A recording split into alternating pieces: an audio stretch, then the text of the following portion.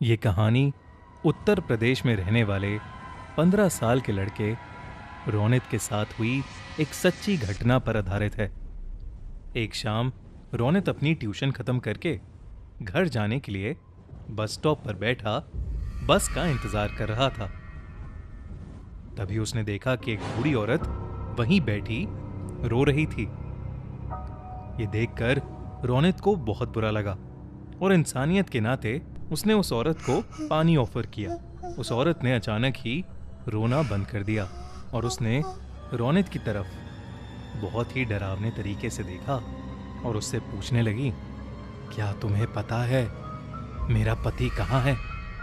पता है तो मुझे अभी बता दो, वरना तुम्हारे साथ अच्छा नहीं होगा।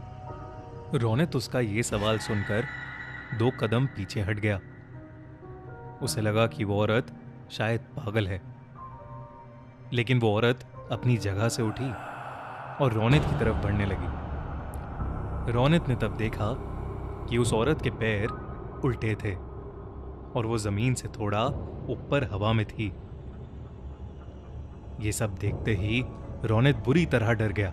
उसके साथ ऐसा कुछ पहली बार हो रहा था। उसने अपनी पानी की बोतल वहीं छोड़ी और भागने लगा। भागते भागते वो सीधा अपने घर पहुंच गया। पूरी शाम रोनित यही सोचता रहा कि आखिर वो औरत थी कौन और उससे इस तरीके से बात क्यों कर रही थी, मगर उसे कुछ समझ नहीं आया। उसी रात करीब 2 बजे रोनित की नींद अचानक ही किसी के रोने की आवाज से खुल गई। वो जैसे ही उठ के बैठा उसके होश उड़ गए। वही बस स्टॉप वाली औरत रोनित के बिस्तर पर बैठी रो रही थी। उसके हाथ में वही पानी की बोतल थी जो रोनित बस स्टॉप पर छोड़ आया था, मगर उस बोतल में पानी नहीं बल्कि खून था। वो औरत एकदम से रोनित पर झपटी और उसका गला दबाने लगी। उसका चेहरा इतना डरावना था कि जैसे वो रोनित को वहीं खा जाएगी। वो बार बार यही कहती रही कि रोनित ने उसके पति को मारा है। रोनित डर के मारे जोर जोर से चिल्लाने लगा। तभी उसके मम्मी पापा भागकर कमरे में आ गए।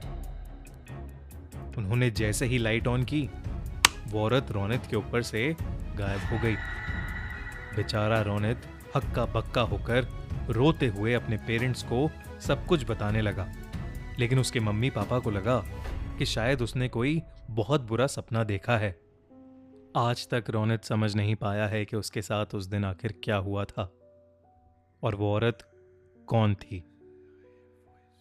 लेकिन रोनित उस रात के बाद से कुछ महीनों तक बहुत सहमा सहमा रहने लगा।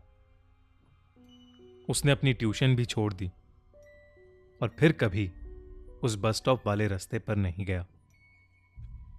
आपको क्या लगता है, कौन थी वो औरत? कैसी लगी आपको आज की कहानी?